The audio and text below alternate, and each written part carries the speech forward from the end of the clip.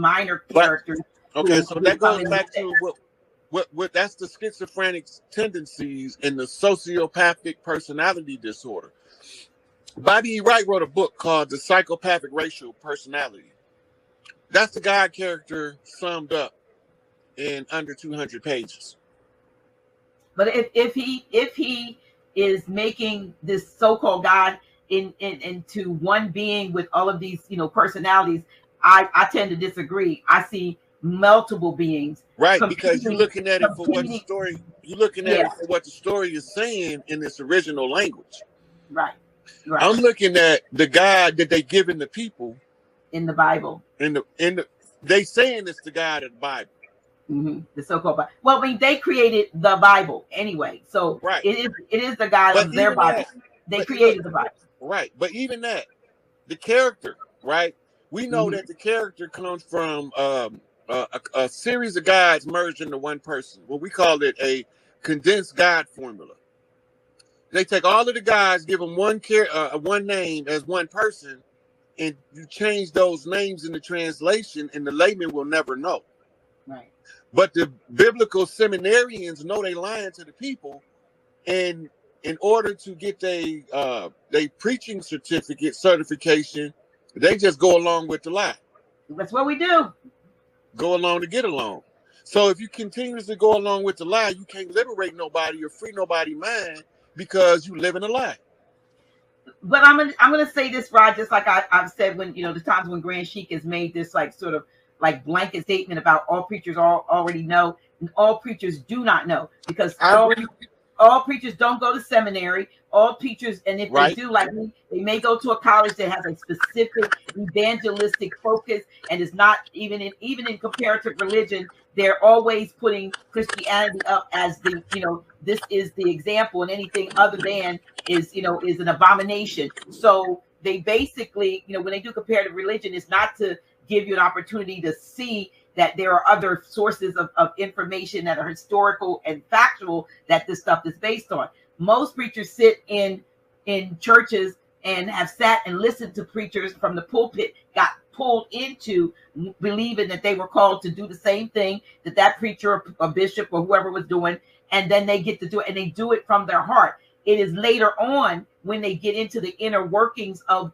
what goes on behind closed doors in the back room, and the conversations and the humanity and lack of divinity of those men and women of the so-called cloth. It is then that they see the hypocrisy, and I'm speaking from experience, then that you see the hypocrisy of what's really going on, and you got to question whether any of this ish was true, because they're just out there doing this thing, but they're living a whole different lifestyle.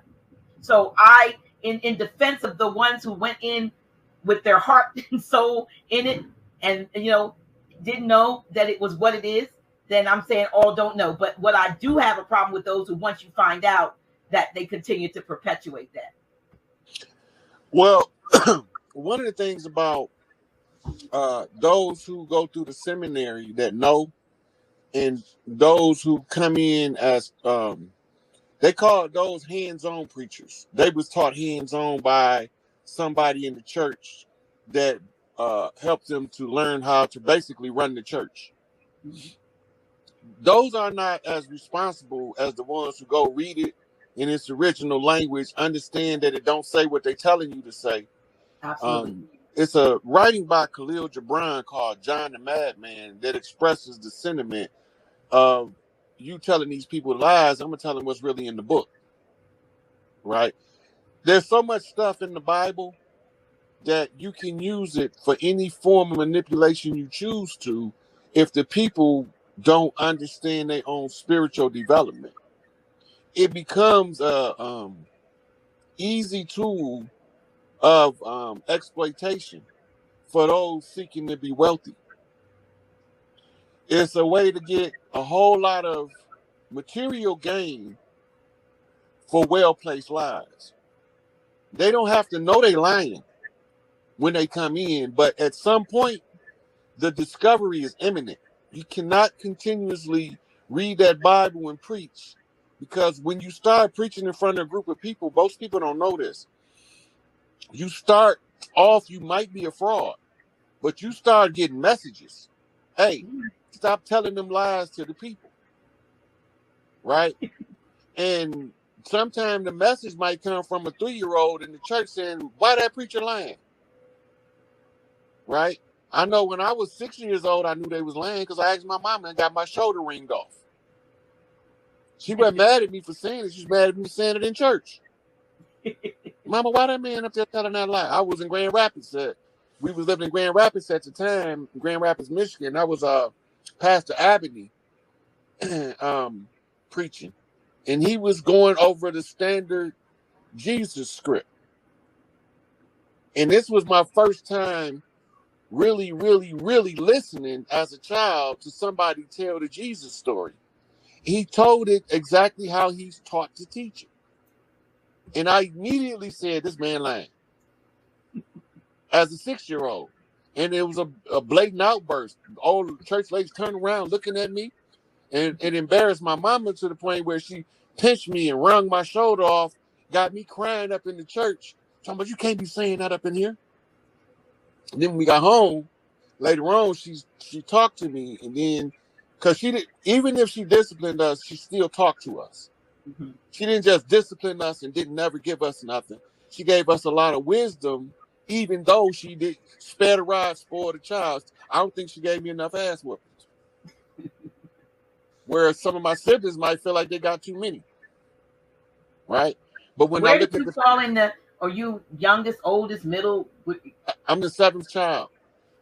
And of how many? It was originally 10 of us. It's 8 of us left. Okay. Yeah. So I'll be number 7. My mama was number 7 and her daddy was number 7. Okay. Significance. Mm-hmm. Yeah. That's what they call a lightning strike. And my grandmama got struck by lightning. Really? I mean, actually. Yeah. She was working on the fields of Mississippi down by Macomb, Magnolia, Tyler Town area.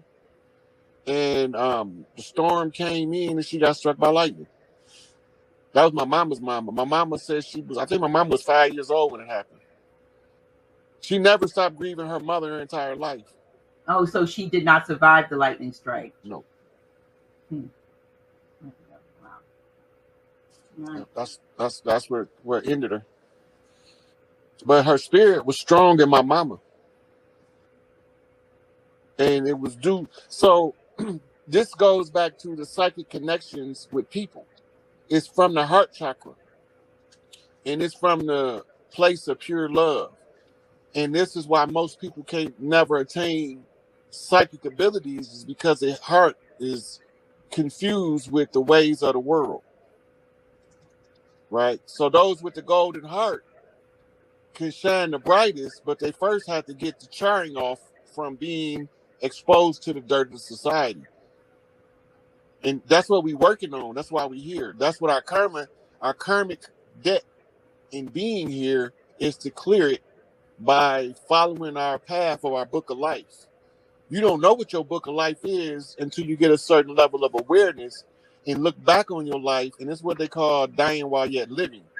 It's part of doing shadow work while you're going through the dark night of the soul. So when you look back on your life, you see certain patterns, key names, key figures, who's influenced what. And archetypes. You see certain archetypes. So archetype is part of the required study in the priesthood to allow you to understand which aspect of God you're dealing with. The highest aspect of God we call Big Mama. And the next highest aspect of God we call Big Papa. Right? Big Mama feminine, Big Papa masculine, but we call them the old energies. Right? So when you hear about them, call them the gods from days of old. It's written in a lot of the texts around the world, but don't nobody know what it means. Because they don't call for help, they can't get none. They're calling the wrong names. Right? Jesus is spelled I-E-S-O-U-S in Greek. Right? Using applied grammar, I-E becomes fused as I, S, U cancels out the O and makes the U-S sound, us. So when you pronounce it as a single word, it says ISIS. But the story that it's telling is not the story of Isis, it's the story of Moses or Horus, right? So the character, the Old Testament was written as a recovery text for the New Testament, meaning the New Testament was written first. We were told always told in the church and in Bible college that the Old Testament is the new concealed and the New Testament is the old revealed, and that's the way they kind of played it off. But then because they got to give you the right to discover that the Old Testament is written after the New Testament, which turns religion on its head. And we were also taught that there were 400 silent years between the ending of the old and book of Malachi and the beginning of the new, and that in those 4 years God was silent. What we do know now, those who study, is that those are years of I guess sort of reconstruction, which ended up being a Renaissance afterward. That was when they were the Piso family and the ones that were so the misunderstanding comes in. The ones that were writing, like you said, the one to try to make the two in agreement. That 400-year period, that nobody could read the so-called Bible because they were putting it together. Right, but that 400-year period is actually a period where apocryphal books was written, which they, for the most part, disqualified from that. Like the Gnostic texts, they didn't want us to read the Gnostic texts. Right. Well, not necessarily. They called the apocryphal books. The apocryphal books, and then later on, the Gnostic, anything that was in gnosis knowledge, we weren't supposed to have that. We were just supposed to believe. Right. So they got several different groups of information that comes from this understanding of missing books of the Bible. First, source material. Because when you source material back, it's a book called Black Gods Who Wrote the Bible. No, Black Africans Who Wrote the Bible. Right? Because the Bible was written by Etruscan Moors for the purpose of military conquest, and it was compiled and rewritten, I should say, based off ancient texts in order to control the narrative. And the controlled narrative is what Rome has been doing the whole time. True. I used to always hear my father say, when you look for the troublemaker, all roads lead to Rome. I don't know what he's talking about. But when I followed it religiously, I ended up with the Nicene Council in 325 AD. When I followed it back politically, I ended up with something called Plato's Republic. When I followed it back socially, I ran into something called a Greco-Roman Empire. When I ran it back from a athletic perspective, I ended up with the Olympiad.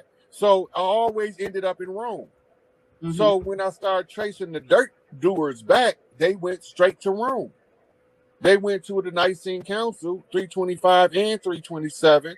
They went back to the ancient writer Origen, who was what they call a first century philosopher. They went back to St. Augustus, another first century writer of Christendom. How can they be first century writers of Christendom when Christendom don't come about until the 300s? So they lying to us automatically.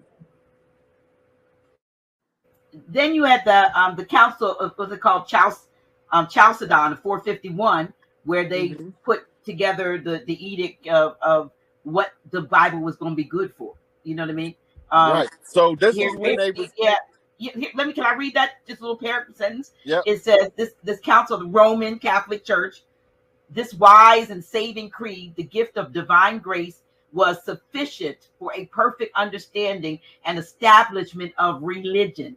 So for its teaching about the Father and the Son and the Holy Spirit is complete, and it sets out the Lord's becoming human to those who faithfully accept it. So agenda. They created religion, they created the characterizations and the deity of God as a part of what they were doing, and it's in their writings. Yeah. So it's never been a secret.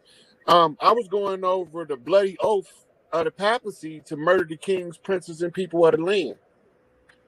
with Young Elder, because they put this stuff in the public domain, but most of us don't know we really seriously is in a spiritual war. In spiritual warfare, you have to fight it spiritually, and the effects is going to trickle down to the physical. If you try to fight it physical first, that's like putting the cart in front of the horse. Right. Right? You going out the world ass backwards, as my father used to say. Right?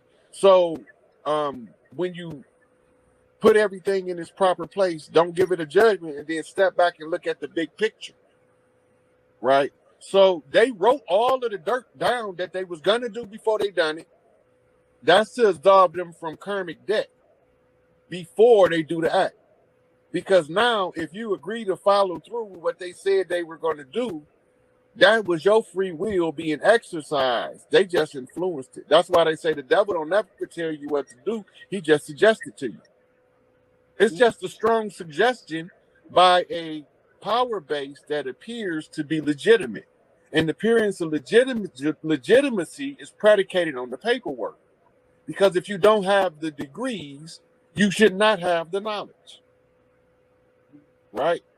Which takes me to the next phase of my incarceration, where I thought I was doing all this studying in vain.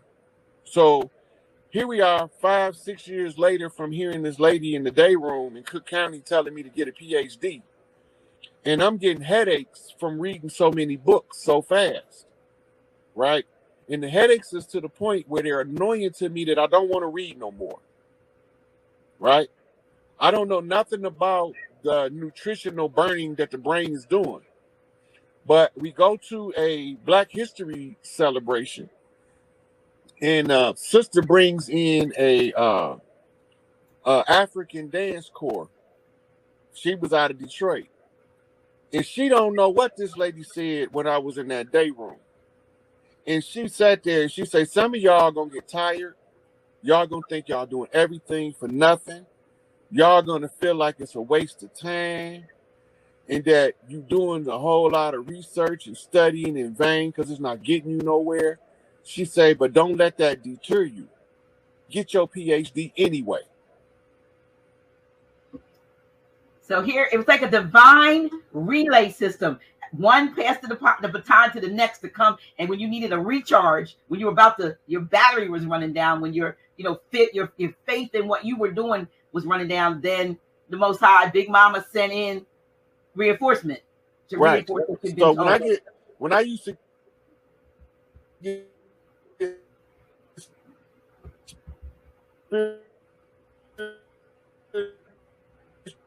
let me see. Oh, see y'all, they messing with us. Let me see. Let me see if he comes back in, y'all. Okay, let me get him back. Are you there? Can you hear?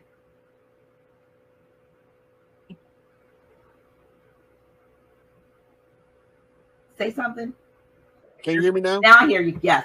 Okay. Yeah. All right. So can you repeat that last thing? Yeah, I was saying after the lady said that the second time, I went and talked to my mother on a visit. She had came up that following weekend. And I said, Mama, the strangest thing happened to me. And I told her the story of the first lady. And I said, then last week this lady came in here, or earlier this week the lady came in and said, and I told her the story of the second lady. And my mama said, that's the Lord talking to you, baby. You need to listen. She said, but you're going to hear it from somewhere else. Just pay attention. So I'm on the yard, and I'm talking to a brother who was a recovering addict and alcoholic. And didn't nobody used to sit and talk with him because he was a recovering addict and an alcoholic. Can you hear me, Dr. G? Yes. Okay. Because you froze on my end. That's why I had to ask you. Oh, okay. So we were sitting there talking. And he said, man, I be trying to tell these young guys around here, man, all this time they got on their hands, they want to play basketball. They want to chase boys. They want to get high in the joint. They need to be in there getting some knowledge with these free books they got. And they got law books. They got history books, whatever you want to learn. Then they got an interlibrary loan where you can get any book you need to get. I don't know why they don't just go and get their PhD and stop playing. The third time. Yeah, so that's called 3 master knots, right? The third one came in off of a male father line, who was consumed by vices, right? So it's a vice lord knock. So there's a big mama on the father line giving me a confirmation that the big mama message that came off the mother line that was confirmed by my mother was accurate. I didn't know that when it happened. I put that together years later because I'm always reflecting on my life and how to be a better person. I keep going over these lessons that I'm learning. Some of the strangest stuff that happened to me is I would go check a book out in the library, and the book would be so old it don't have an ISBN number, just the title and the author. And I'll write the title and the author down, read the book, take the book back, go back because I might have wanted to review something else a month later, and the book not there. So then I go ask the librarian. He said, we never had that book, and here's not in our records. That used to, and it happened more than several times where I read a book that didn't exist. So then I started asking myself, where in the hell are these books coming from? That they don't exist no more, right? But now in modern, hindsight 2020, when the knowledge was consumed, it caused the Mandela effect, which switched the timeline. And on the other timeline, the same book doesn't exist. It can't be produced on a different timeline. So every time this is happening, I'm experiencing a subtle Mandela effect, never knowing what I experienced because we didn't have a name for it.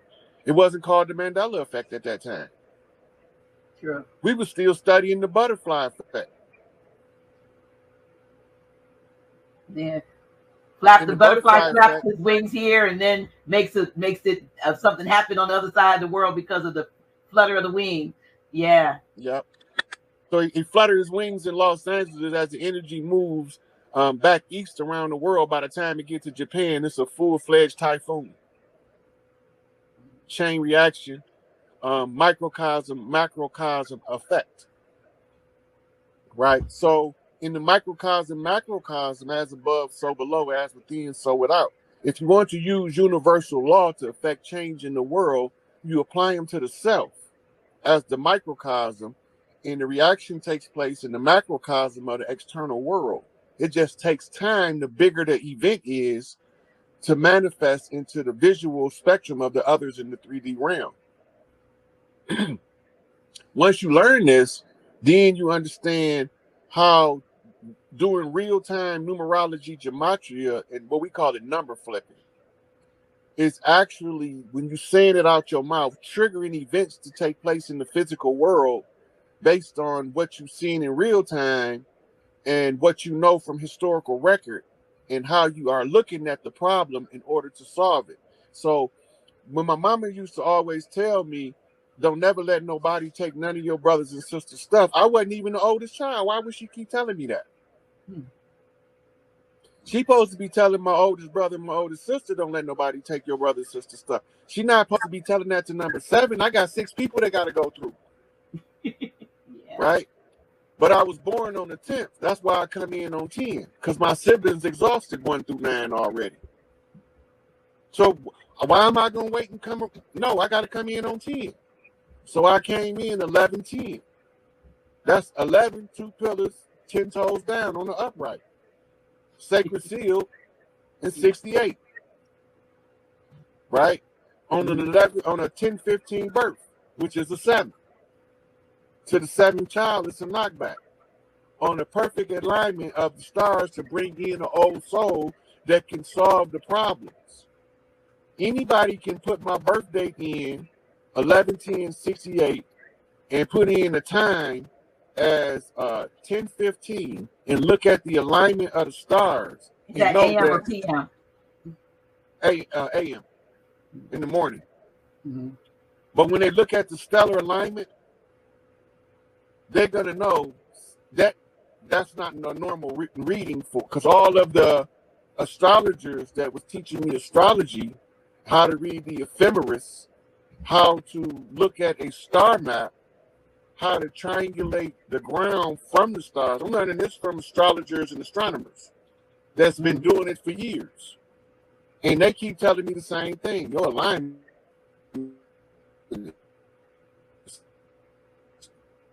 You froze up again. Let me see. Can you hear me?